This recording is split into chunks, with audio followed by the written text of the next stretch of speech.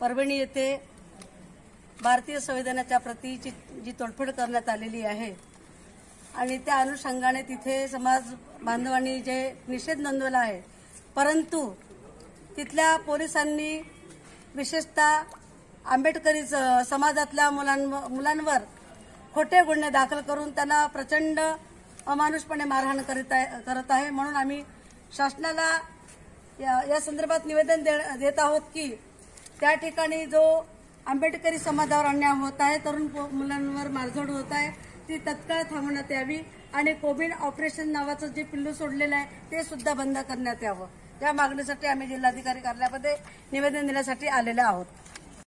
जी भारतीय संविधानाची तोडफोड करण्यात आली आणि पर्यायाने भारतीय संविधानाचीच नव्हे तर संपूर्ण भारत देशाचा अवमानना करण्यात आलेली आहे, त्या अनुषंगाने पोलिसांनी जी कारवाई केलेली आहे, निरपराध लोकांवरती कारवाई केलेली आहे, ती कारवाई अनुचित आहे।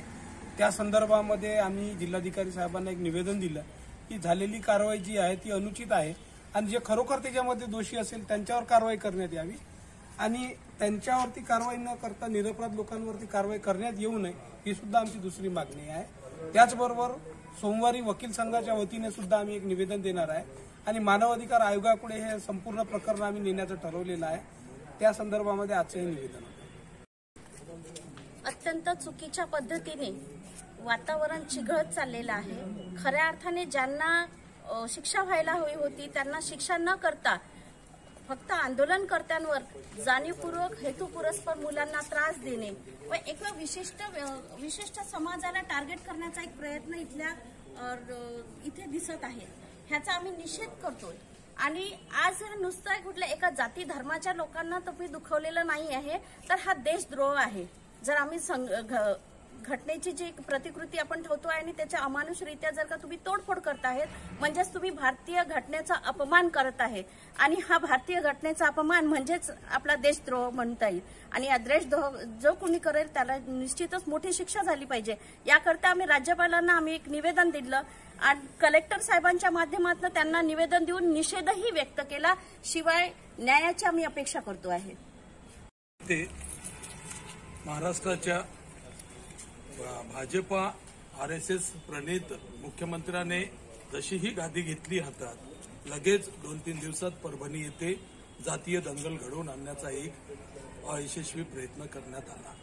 यामध्ये संविधानाच्या प्रतीची तोडफोड करून जे दाखवण्याचा प्रयत्न केला गेला की तो मूर्ख आहे, पागल आहे, तो पागल नसून त्याच्या मागची जी शक्ती आहे ती फार मोठी शक्ती आहे। ती महाराष्ट्रातच नव्हे तर संपूर्ण देशात अशा जातीय दंगली, धर्मांध दंगली घडवण्याचं कटकारस्थान करणे हा त्यांचा धर्म आहे आणि या धर्माला आम्ही कधीही बळी पडणार नाही। आंबेडकरी समाज रस्त्यावर उतरल्यावर यांना कधीही सोडणार नाही, यांना यांची जागा दाखवण्याची ताकद आंबेडकरी समाजात महाराष्ट्रात तरी आज जिवंत आहे। याची प्रचिती आम्ही इथे समस्त आंबेडकरी संस्थांच्या वतीने देण्याचा एक छोटासा प्रयत्न करतो आहे। पुढे जर असा प्रकार घडला तर त्याचं उत्तर जशास तसं देण्याची सुद्धा ताकद आंबेडकरी समाजात आहे, हे सुद्धा आम्ही इथे प्रकर्षाने सांगतो। परभणी येथे जे भारतीय राज्यघटनेच्या प्रतिकृतीची विटंबना झाली आणि खऱ्या अर्थाने भारतीय राज्यघटनेच्या प्रतिकृतीची जी विटंबना झाली त्यामध्ये संपूर्ण भारतीयाने किंवा जे भारतीय आहे ते संपूर्ण भारतामध्ये राहणाऱ्या जाती धर्मातील आणि त्याचे जे अधिकार हक्क घेतात त्या सर्वांनी या मोर्चामध्ये किंवा या निवेदनामध्ये सामील व्हायला पाहिजे होतं। जागोजागी निवेदन दिली पाहिजे होती, परंतु तसे घडले नाही।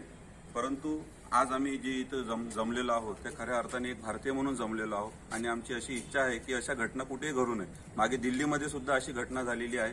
भारतीय राज्यघटनेवरच्या प्रतिकृतीला विटंबना करणे आणि सोबतच त्याचे जे न्याय हक्क अधिकार दिलेले आहेत त्याची सुद्धा तुम्ही पायमल्ली करत आहे असंच आमचं इथं म्हणणं आहे। त्यासाठी आम्ही इथे निवेदन दिलेलं आहे आणि जे शिक्षित मुलं आहे खऱ्या अर्थाने बुद्ध समाजाची जी मुलं आहेत त्यांनी जे आंदोलन केले की जे भारतीय राज्यघटना आहे त्याची विटंबना होऊ नये किंवा कुठल्याही गोष्टीची विटंबना होऊ नये, जाती दंगली वाढू नये, यासाठी ते निवेदन द्यायला गेले होते, आंदोलन केले। त्याच्यावर पोलिसांनी जे अमानुष म्हणजे अत्याचार केला किंवा जे लाठीचार्ज केला त्याचा सुद्धा आम्ही इथे निषेध नोंदवतो आणि जे भारतीय म्हणजे बौद्ध समाजाचे शिक्षित मुलं आहे किंवा चांगले मुलं आहे त्यांच्यावर कुठल्याही प्रकारचा जे गुन्हे आहेत ते लागू नये व ते वापस घेण्यात यावे अशीच आमची यासाठी आम्ही निवेदन दिलेले आहे। यात भीमसैनिकावर जे गुन्हे लावण्यात आलेले आहे आणि जे खोटं कोम्बिंग ऑपरेशन चालू आहे ते त्वरित थांबवण्यात यावं आणि संपूर्ण भीमसैनिकावरील गुन्हे मागे घेण्यात यावे, यासाठी आम्ही निवेदन दिलेलं आहे.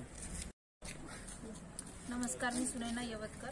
परभणी येथे झालेल्या भ्याड हल्ल्यामध्ये ज्या आपल्या समाज बांधवांना जे कलम लावण्यात आलेले आहे, हा विचार प्रत्येक वेळी टिकला पाहिजे. संविधानासाठीच ही मागणी होती आणि तो अविरत राहावी, साठीचा हा लढा आहे, हा असाच राहणार आहे. मात्र त्यांच्यावर झालेले जे काही आरोप आहेत ते खंडित व्हावे अशीच आमची मागणी.